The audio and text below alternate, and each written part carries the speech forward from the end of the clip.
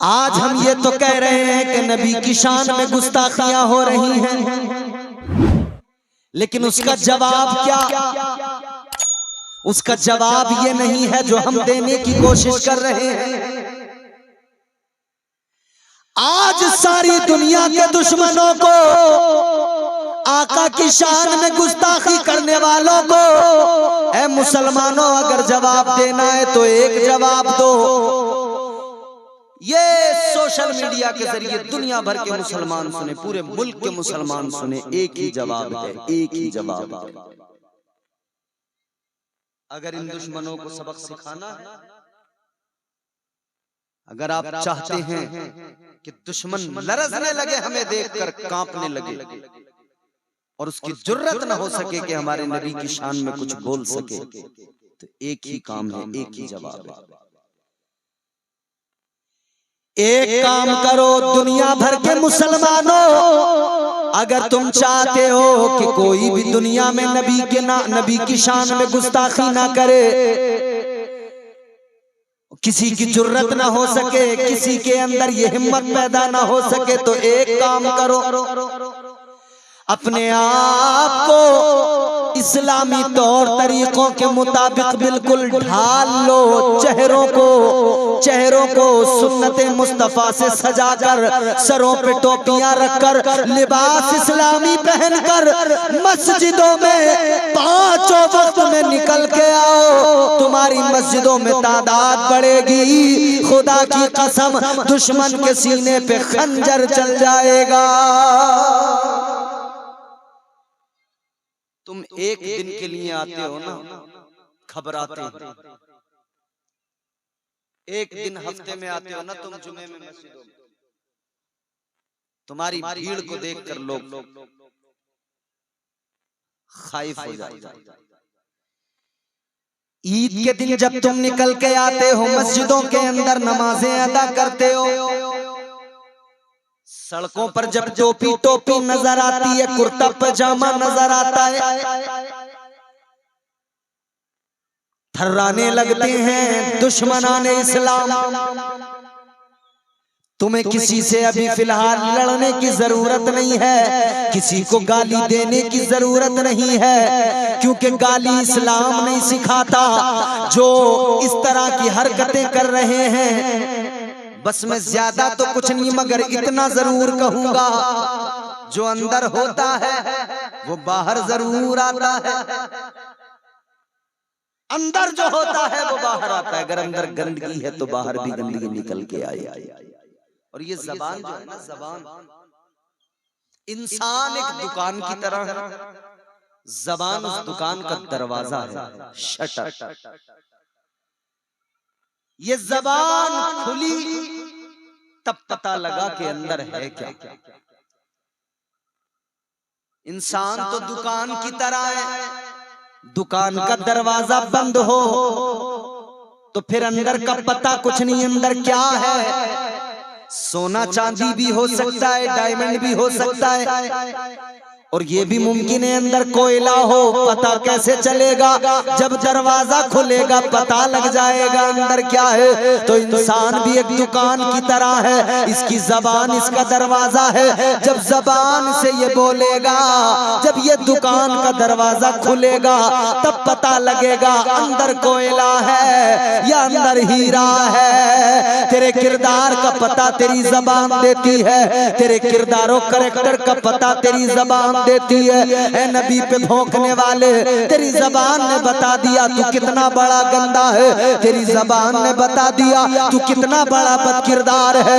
आजा आजा मैं तुझे मक्के की सरजमीन पे दिखाऊं एक जात है। लोग पत्थर मार रहे हैं मगर जबान पे उस जात की दुआएं हैं। लोग सता रहे हैं मगर फिर भी जबान से दुआएं निकल रही है। लोग तकलीफें पहुंचा रहे हैं मगर फिर भी मेरे आका हाथ उठा उठा के दुआएं दे रहे हैं। ये किरदारे मुस्तफा है। तू किरदारे मुस्तफा को पहले समझ ले, जान ले, उसके बाद में भौंकना। जो तू भौंक रहा है तेरी जबान से तेरे अंदर की गंदगी निकल रही है, तेरे अंदर की गंदगी तेरी जबान के जरिए बाहर।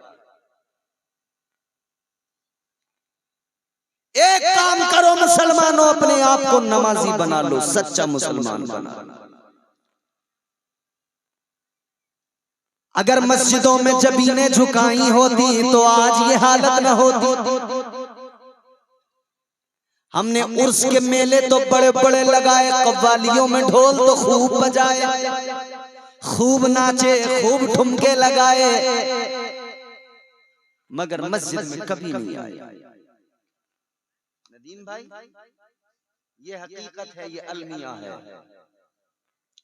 आज शादी हो तो क्या कुछ नहीं होता है हमारे यहाँ। घर में कोई खुशी का मौका है, क्या कुछ नहीं होता है हमारे यहाँ।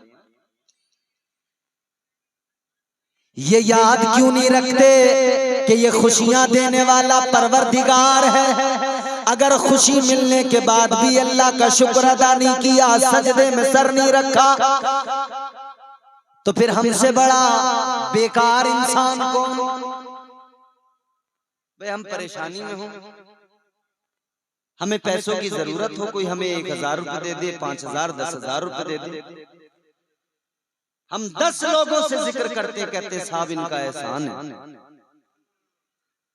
शुक्रिया अदा करते बार बार, साहब आपका शुक्रिया, आपने हमारा काम बना दिया, वरना हम तो आज रुसवा हो जाते, आज हमारा काम खराब हो जाता। इंसान,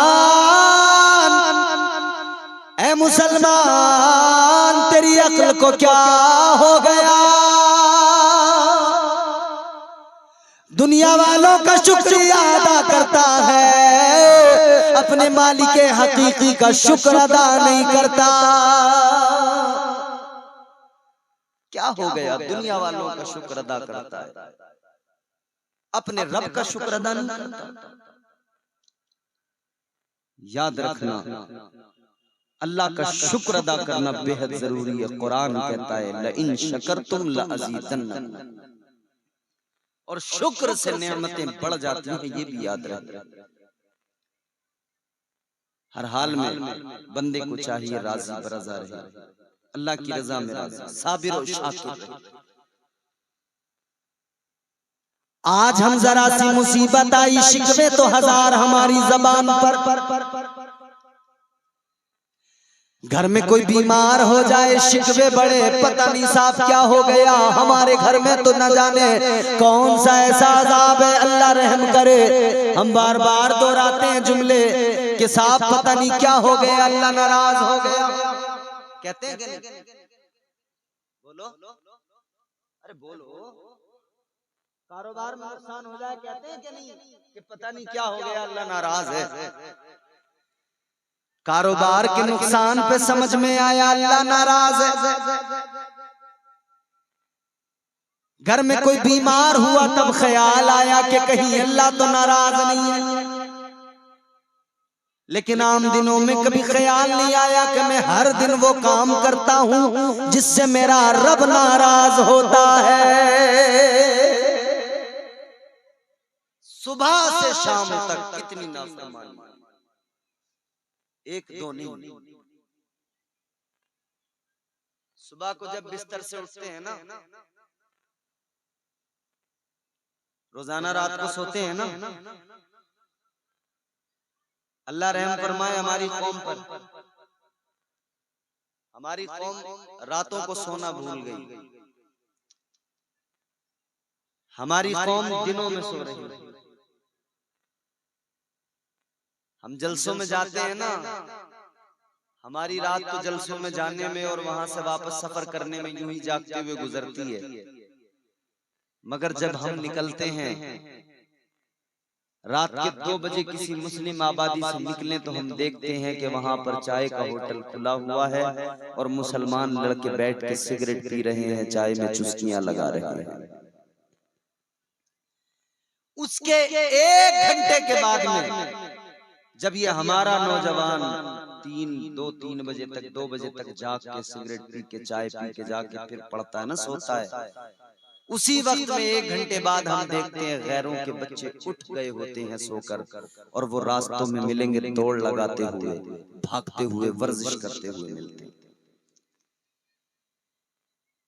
जिस वक्त में उठकर हमें तहज्जुद पढ़कर अपने परवरदिगार को राजी करना था, उस वक्त पर गैर उठने लगे।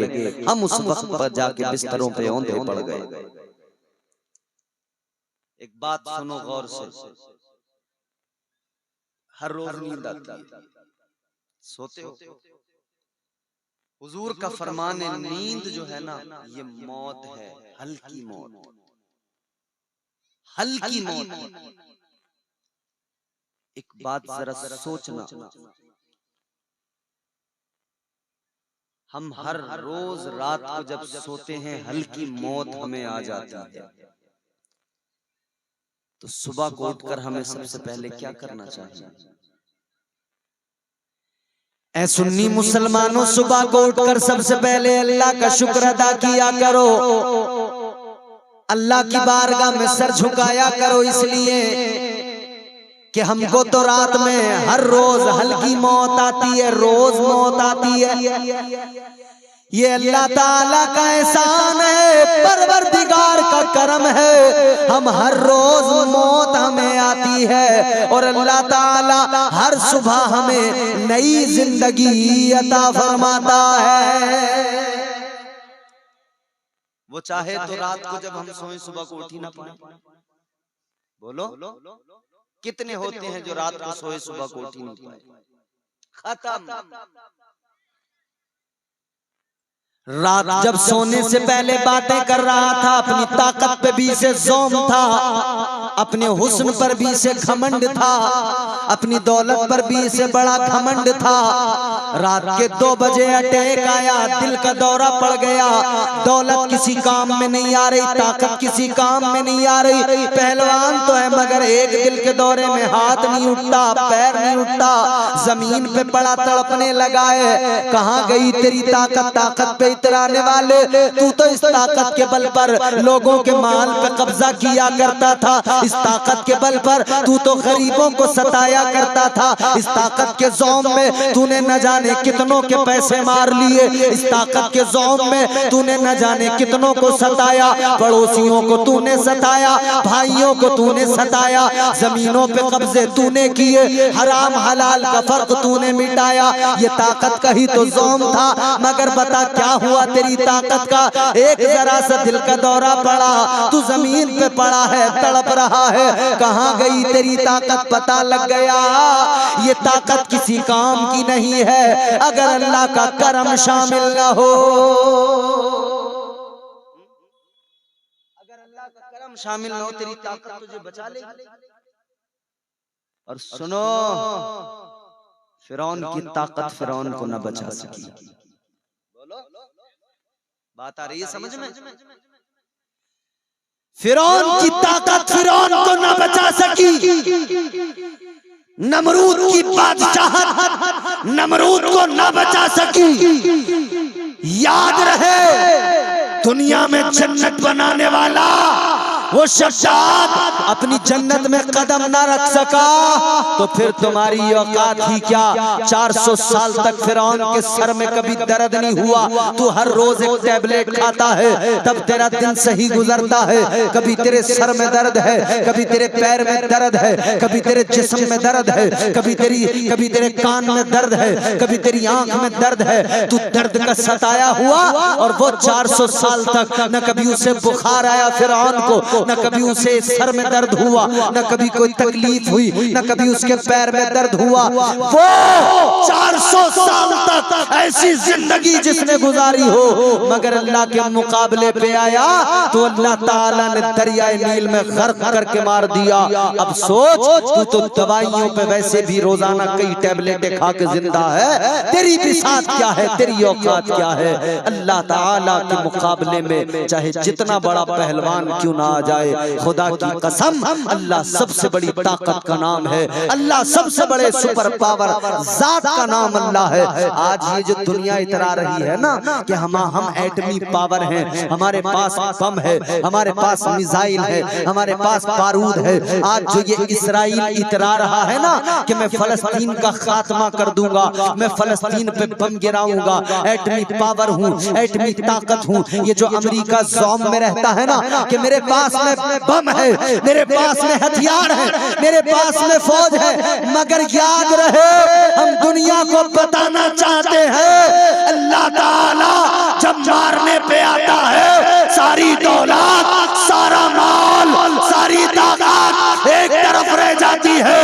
अल्लाह मारने पे आए तो बड़े से बड़े ताकतवर को एक मच्छर से मार देता है, और अल्लाह ताला बचाने पे आए तो एक मकड़ी के जाले से परवरदिगार हिफाजत फरमा दिया करता।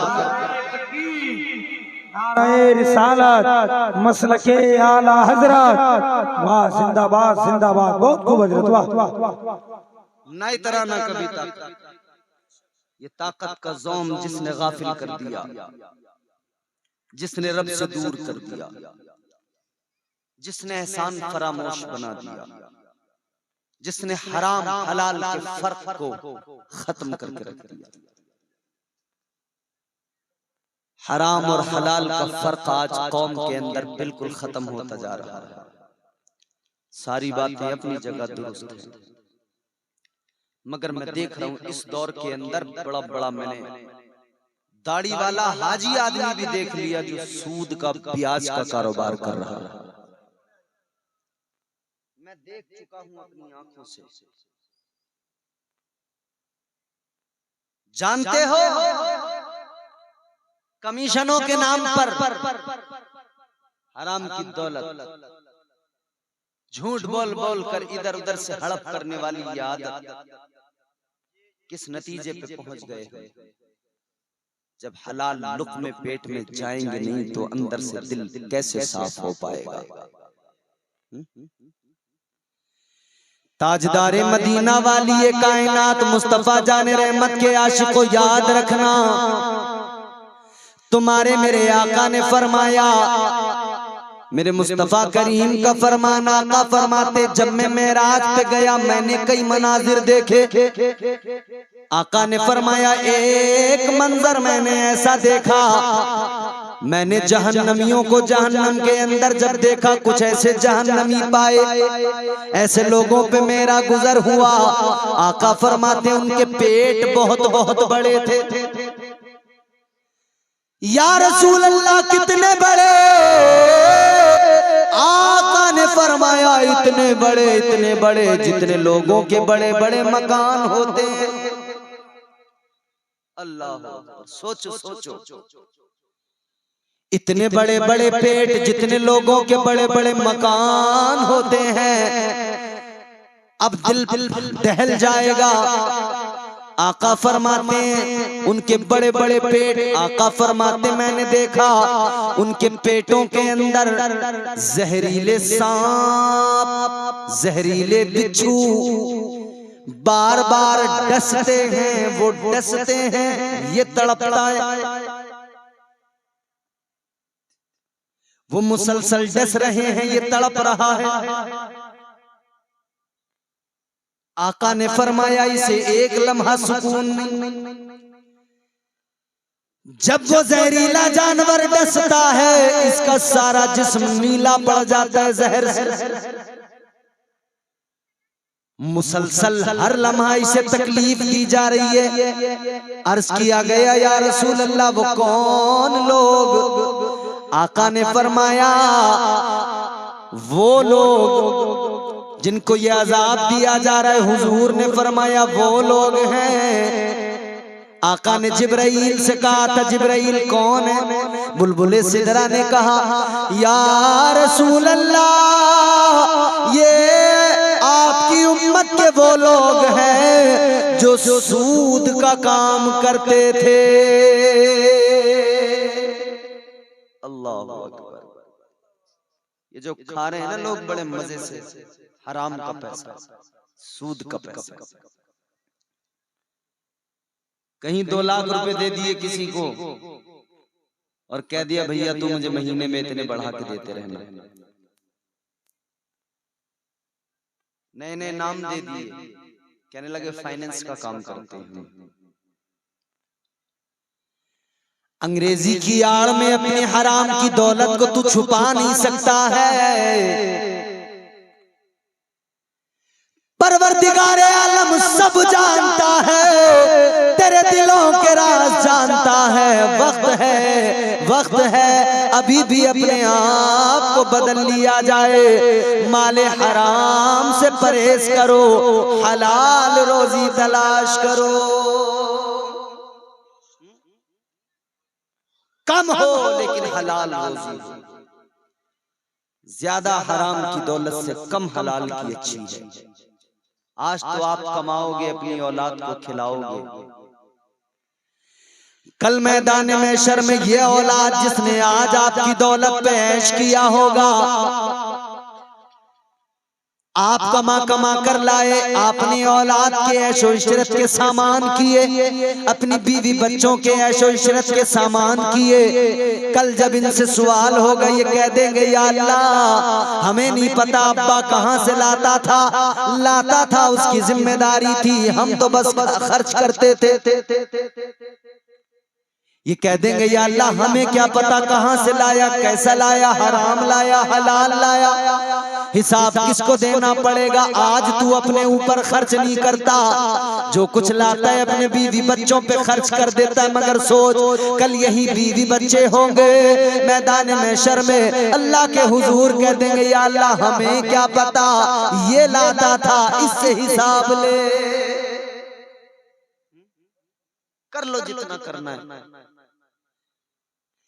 एक दिन मरना है, कब्र में जाना है। कब्र में जाने के बाद में ये याद रखना कोई साथ नहीं जाएगा, अपने अमाल जाएंगे। हजरत अलीउल मुर्तजा शेर खुदा मौला अली कर्रमल्लाहु वजहुल करीम एक रोज कब्रिस्तान से गुजरे। मौला अली ने कब्रिस्तान से गुजरते हुए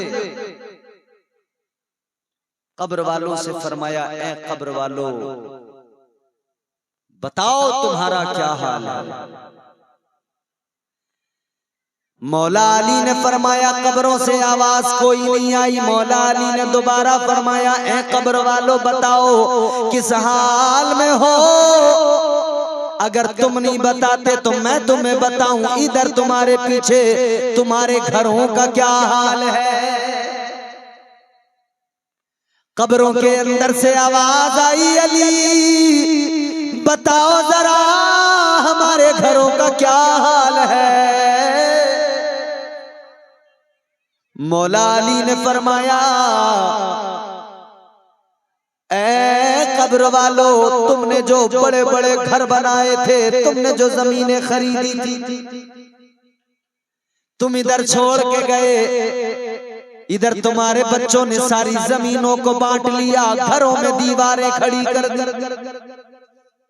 तुमने बड़े शौक से संग मरमर लगा लगा के मकान बनाए थे, तुमने बड़े शौक से महंगी महंगी चीजें घर में जमा की थी। मौला अली ने फरमाया तुमने सारी जिंदगी घर मकान बनाने में लगाई, मगर तुम्हारी औलादों ने उन्हीं घरों में दीवारें खड़ी कर दी। फरमाने लगे कुछ और वक्त गुजरा तो उन्होंने उन मकानों को बेच डाला, उन्होंने उनको बेच के दूसरे मकान बना लिए, और जो तुमने बनाए थे उन मकानों को जिन्होंने खरीदा उन्होंने तोड़ डाला, उन्होंने उनको चकनाचूर कर दिया। तुमने बड़ी ख्वाहिशों से बनाए थे, तुमने बड़े अपने पैसे कमा कमा के रात दिन एक करके बनाए थे, मगर उन सारे मकानों को खंडर बना दिया गया है। मौला अली ने फरमाया सुनो, तुम्हारे बच्चे तुम्हारी माल पर, तुम्हारी मिल्कियत पर तुम्हारे मरते ही झगड़ने लगे, एक दूसरे के जानी दुश्मन बन गए। मौला अली ने फरमाया जो बीवियां तुमने इधर छोड़ी थी, तुम्हारे मरने के बाद में बस इज्जत की है उन्होंने, तुम्हें भूल गई, तुम्हें भुला दिया। तुम्हारे मरने के बाद में निकाह कर लिए दूसरे मर्दों के साथ, अब वो दूसरे शोहरों के साथ में रहती हैं, तुम्हें याद भी नहीं करती हैं, तुम कब्रों में हो, तुम बताओ तुम्हारा क्या हाल है। अल्लाह अब कब्रों के अंदर से आवाज आई, अली क्या बताएं या अली, बड़ा जुल्म किया अपने आप पर, बड़ी गलतियां की, बड़े गुनाह किए अली। काश हमें पता लग जाता कि कब्र में अकेले अपने अमाल के साथ जाना है, तो या अली हम कभी अपनी औलादों की खातिर, अपने बीवी बच्चों की खातिर ऐसे काम न करते जो शरीयत के खिलाफ थे। हम दुनिया बनाने में लगे रहे, आखिरत को भूल गए, कब्र को भूल गए। या अली क्या बताएं कब्रों में आज हमारी हालत क्या है। हमारा जिस्म जिसे हम अजीज रखते थे, आज हमारे जिस्मों को जमीन ने, मिट्टी ने खा लिया है। ए अली हमारे सरों के बाल सारे झड़ गए, हड्डियों के सारे जोड़ खुल गए, हड्डियां बिखरी पड़ी हैं जमीन में। ए अली हमारे जिस्मों को जमीन ने खा लिया है। अली न पूछो हाल क्या है। सोचो कब्र में क्या होगा। बस कब्र को याद कर लेना बंदा, उतना काफी है कि वो हुजूर की सीरत पे अमल करने लगेगा। क्या तुमने कब्र को इतना आसान समझ लिया? इतना आसान नहीं है मेरे प्यारे, न मरना आसान है, न कब्र में जाना आसान है। समझ में आ रही है? आप क्या समझते हैं मरने वाला यूं ही लम्हों में मर जाता है? हरगिज नहीं। हम तो देख रहे होते हैं बीमार शख्स पड़ा है, सांसें अभी चल रही थी, अगले सेकंड में सांस रुक गई। हमने समझा बड़ा आसान है मरना, 1 सेकंड 2 सेकंड 5 सेकंड में बंदा मर जाता है। इधर से एक ने गोली चलाई, दूसरे के सीने पे लगी, वो जमीन पे गिरा, तड़प के 10 सेकंड में मर गया। हमने समझा बड़ा आसान है मरना, 10 सेकंड लगते हैं मरने में। हमने देखा कोई रोड पर चलते हुए गाड़ी के नीचे आया, टायर उतरा, तड़प के मर गया। हमने समझा बड़ा आसान है मरना। मरना इतना आसान नहीं मेरे प्यारे। आओ जरा आका की बारगाह में चलो, आका का प्यार भी दिखाऊंगा और ये भी एहसास होगा कि मौत किसे कहते हैं। मैंने अर्ज किया हुजूर दुनिया में आए तब भी हम निकम्मों को याद किया, और जब मेरे हुजूर जाहिरी तौर पे दुनिया से गए ना, तब भी हम निकम्मों को याद करते करते गए। ताजदारे मदीना वाली ये कायनात मुस्तफा जाने रहमत का जाहिरी जिंदगी का आखिरी दिन है। बुलबुले सिदरा, तायरे सिदरा, बैतुल मामूर के खतीबो इमाम हजरत जिब्राइल अमीन हाजिरे दरबारे रिसालत है, हाथ बांधे खड़े हैं, अदब का मुरक्का बने, बालों पर समेटे हुए अर्ज करते हैं या रसूल अल्लाह, है ताजदारे मदीना, मेरे पीछे ये मलकुल मौत, मौत का फरिश्ता खड़ा है। आका अगर आप इजाजत दे दें तो ये आया है अपना काम करेगा। हुजूर की बारगाह में फरिश्ता इजाजत मांग रहा है, या रसूल अल्लाह इजाजत अता कर, इजाजत। ताजदारे मदीना वाली ये कायनात मुस्तफा जाने रहमत ने फरमाया जिब्राइल इजाजत फरिश्ते से कहो अपना काम करे। मौत का फरिश्ता आगे बढ़ा, तेरे मेरे यहाँ मौत का फरिश्ता आता है, इजाजत नहीं मांगता, जवान उठा के ले जाता है, कभी बच्चे लेके चला जाता है, कभी माँ बाप का एक इकलौता सहारा हो उसको लेके चला जाता है, बीवियों को बेवा बना देता है, बच्चों को यतीम बना के चला जाता है। मगर ये कभी किसी से इजाजत नहीं मांगता, किसी के दरवाजे पे आकर दस्तक नहीं देता कि मैं आया हूँ बताओ इजाजत है या नहीं है।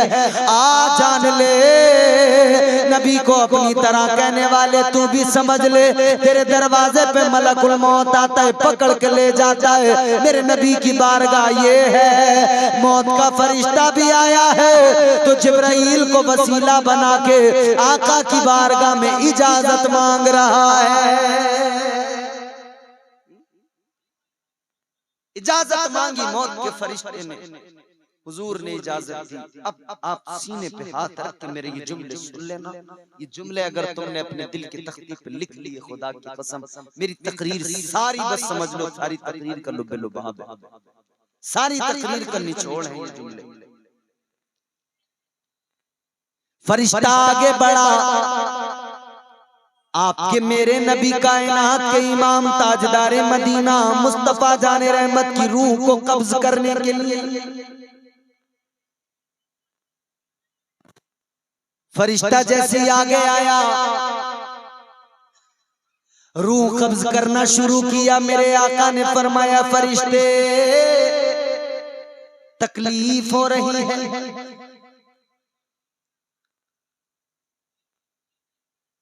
ताजदारे मदीना ने जैसे फरमाया है फरिश्ते तकलीफ हो रही है, फरिश्ता कहने लगा या रसूल अल्लाह आपको तो तकलीफ दी ही नहीं जा रही है। हुजूर ने फरमाया मतलब क्या इससे ज्यादा तकलीफ होती है? आका ने फरमाया है मलकुल मौत बताओ कितनी तकलीफ होती है, कितनी तकलीफ। ताजदारे मदीना के गुलामों जरा गौर से ये जुमले सुन लेना। आका ने फरमाया बता मौत के फरिश्ते कितनी तकलीफ होती है। मौत के फरिश्ते ने कहा या रसूल अल्लाह इतनी तकलीफ जैसे जिंदा बकरी, जिंदा जुमले सुनना मेरे, या रसूल अल्लाह जैसे जिंदा बकरी की खाल को यूं खींच के उतार लिया जाए। अल्लाहु अकबर। जिंदा बकरी की खाल को अगर किसी जिंदा जानवर की बकरी की खाल को यूं पकड़ के खींचोगे कितनी तकलीफ होगी, सोचा कभी? और जरा सी उंगली में ब्लेड लग जाए, एक सुई चुभ जाए, उछल जाते हो। जरा सा उंगली में कट लग गया, बेकरार हो गए, तड़प गए, उछल गए। कभी सोचा है? मलकुल मौत ने कहा या रसूल अल्लाह इतनी तकलीफ जैसे जिंदा बकरी की खाल को यूं खींच के उतार लिया जाए। इतना सुना तो आका की आंखों में आंसू। अब जरा मेरे जुमले सुनना, आज की रात में सबसे बड़े अनमोल मोती दे के जा रहा हूँ। दो जुमले पूरी तकरीर पे भारी है, दो जुमले अपने दामन में संभाल के रख लेना, दो जुमले है अपनी झोलियों में समेट के रख लेना, ये पूरी जिंदगी काम आने वाले है। ताजदारे मदीना ने इतना सुना, आका की आंखों में आंसू आ गए, चश्माने नबूवत नम हो गई, भीग गई। ताजदारे मदीना ने फरमाया, इमामुल अंबिया ने रो के फरमाया, ऐ मौत के फरिश्ते, ऐ मलकुल मौत, एक काम करो, जितनी तकलीफ देनी है आज मुझे दे दो, मगर मेरे गुनहगार उम्मतियों को कोई तकलीफ नहीं देना।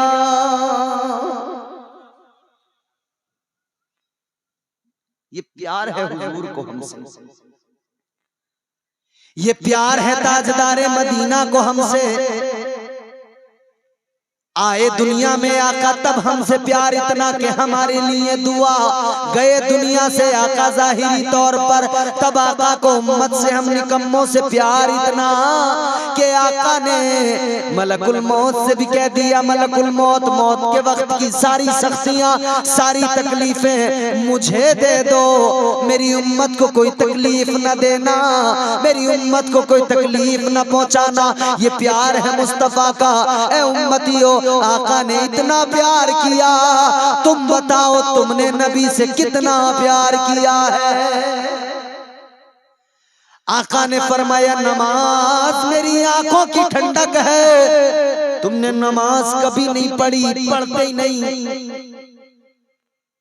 क्या ये मोहब्बत का तकाजा नहीं था कि हम भी इतनी मोहब्बत तो करते, कम से कम के नमाज में सर झुका के आका की आंखों को ठंडक पहुंचाते। आकाए कायनात ने जिन जिन चीजों से मना किया हम उन्हीं को करने लगे, जिन जिन चीजों का हुक्म दिया उनसे भागने लगे। हुजूर ने फरमाया नमाजी बनो, हम बेनमाजी बन गए। मस्जिदें खाली पड़ी हैं, वीरान पड़ी हैं, मस्जिदों में नमाजी नजर नहीं आते।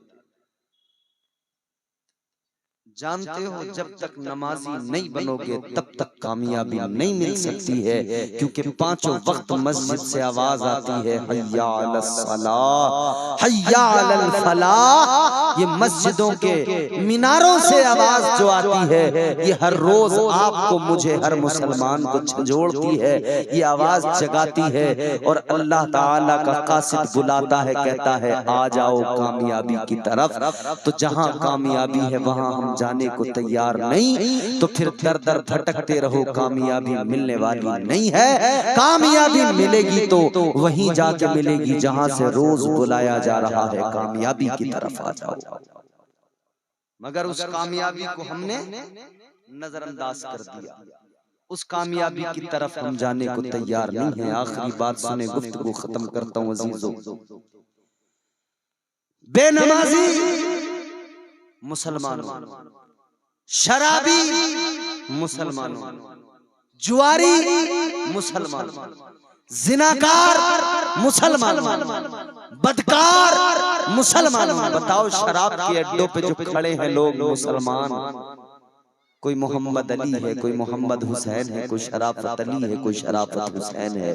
कोई इससे ये पूछता तेरा नाम तुझे कभी रोकता नहीं है क्या? तेरी हया बिल्कुल मर गई क्या? तुझे गैरत नहीं आती है कि तू शराब के अड्डे पे जाके खड़ा हो जाता है? क्या तुझे जरा सी हया नहीं आती है कि तू शराब के अड्डे पे खड़ा होकर एक तरफ तो कहता है मैं मुसलमान हूँ, एक तरफ तो कहता है मैं नबी का उम्मती हूँ, दूसरी तरफ तो शराब के जाम उठाता है। जुए के अड्डों पे बैठकर क्या तुझे हया नहीं आती है? एक तरफ अपने आप को हुजूर का गुलाम बताता है, दूसरी तरफ तो जुए के अड्डों पे बैठा नजर आता है। तो गैरों ने जान लिया है कि जो कौम जुए के अड्डों पे पहुंच गई, जो कौम मस्जिदें छोड़ के शराब के अड्डों पे पहुंच गई, जो कौम इबादत गाहें छोड़कर जिनाकारियों के अड्डों पे पहुंच गई, अब उस कौम का ज़मीर कितना जिंदा रह गया होगा? अब तो कुछ भी कह लो, कुछ भी बोल लो, उस कौम को कोई फर्क पड़ने वाला नहीं है। अजीजों मुझे बताओ, आज दुनिया के अंदर यही तो हालात हैं। मुसलमान के अंदर जब से ये सारी खराबियां आई हैं, मुसलमान तादाद में ज्यादा होकर भी आज रुसवा हो रहा है। 52-53 इस्लामिक मुमालिक हैं, 52-53 मुस्लिम कंट्रीज होने के बावजूद भी इसराइल बेखौफ व खतर गाजा पे बम बरसाता है, किसी में जुर्रत नहीं होती। जानते हो किस लिए? ये शराब जो इन्होंने तुम्हें पिलाई है ना, ये जो शराब इनकी आज ये सऊदी यहूदी एक जो हो रहे हैं, इसकी वजह यह है कि यहूदियों की शराब जब सऊदियों के मुंह लगने लगी है, अब इन सऊदियों की जबानों पे ताले लग गए हैं। इन यहूदियों की शराब जब इन अमीर मुस्लिम ममालिक के मुंह को लग गई है, तो अब ये शराब के खुमार में है। इन्हें पता नहीं है कितनी बेटियों की इज्जतें लुट रही है। ये बेखौफ, इन्हें कोई परवाह ही नहीं है कि अब कितने बच्चों को भूखा प्यासा मारा जा रहा है, अब इन्हें कोई परवाह नहीं है। कितने घर उजड़ गए, कितने बच्चे दब दब के घरों में मर गए, कितने बम बारूद बरसाकर घरों को तबाह कर दिया गया, आबादियों को बर्बाद कर दिया गया। हम और आप रोजाना हंसते हैं, ठिट्टे लगाते हैं, रोज हमारी वही जिंदगी गुनाहों भरी चल रही है। मगर सुनो, तकरीबन 1.5 लाख मुसलमान फलस्तीन के अंदर मजलूम मुसलमान को इसराइल ने बम बारूद गिराकर खत्म कर दिया है, मार दिया है। कितनी बड़ी तादाद है जानते हो? 1.5 लाख। जिस कौम के 1.5 लाख लोग मरे हों अभी और अभी भी मुस्तकिल मर रहे हों, वो कौम कितनी बेपरवाह बेफिक्र बैठी है। आप कहोगे क्या साहब हमें कोई जंग में जाना है? ओए जंग लड़ने वाले मुजाहिद जंग लड़ रहे हैं। तू बस अपने आप से जंग कर ले, तू अपने नफ्स से जंग कर ले। तू बस सब कुछ छोड़ के मस्जिद में चला आ, तू शराब के अड्डे छोड़ के मस्जिदों में आके बैठ जा, तू जुए के अड्डे छोड़ के मस्जिदों में सर झुका ले। देखना सारे हालात खुद ब खुद बदलेंगे, क्योंकि हालात बदलने वाली जात अल्लाह की है। इम्तिहान का वक्त है, होश और सब्र से भी काम लो, होश के बिना खून लो, और नमाजी बनो, शराब से दूर रहो, परहेजगार बनो, अपने आप को बदल डालो। वरना याद रखना, इकबाल ने कहा है, गलत रवि से मनाजिल का दौर बढ़ता है, गलत रवि से मनाजिल का दौर बढ़ता है। मुसाफिरों रविश कारवां बदल डालो, कि मोहम्मद से वफा तूने तो हम तेरे हैं। ये जहां चीज है क्या, लोहो कलम तेरे है, सारी दुनिया तेरी है, तू नबी का हो जा। सारी दुनिया तेरी है, तू मुस्तफा का गुलाम बन जा। सारी दुनिया तेरी है, सारी दुनिया पे हुकूमत तेरी थी, तेरी ही रहेगी। शर्त इतनी सी है कि तू अपने प्यारे आका के फरामीन के मुताबिक जिंदगी गुजार ले, हराम लुक्मों से बच जा, नमाजी बन जा, परहेजगार बन जा, शराब जुआ जिनाकारियां बदकारियां छोड़ दे। यकीनन अगर आज भी मुसलमान अपने तर्ज जिंदगानी को बदल डाले, खुदा की कसम किसी माँ ने ऐसा लाल नहीं जना है जो मुसलमान के मुकाबले आकर खड़ा हो जाए। मुसाफिरों रविश कारवां बदल डालो, मुसाफिरों रविश कारवां बदल डालो। अल्लाह ताला हम सबको, दुनिया भर के मुसलमानों को अक्ल सलीम दे कि हम अपने आप को देखें, अपनी जिंदगियों को देखें, अपनी जिंदगियों का मुहासबा करें और अपने अंदर तब्दीली लाएं। अल्लाह हमारी कौम को दुनिया और आखिरत के तमाम अज़ाबों, बलाओं, वबाओं, मुसीबतों से महफूज फरमाए और नेक आमाल की तौफीक अता फरमाए। दौरान गुफ्तगू जो मुझसे गलतियां हुई हो अल्लाह ताला मुआफ फरमाए। कलमा शरीफ पढ़ें, ला इलाहा इल्लल्लाहु मुहम्मद रसूलुल्लाह सल्लल्लाहु अलैहि वसल्लम।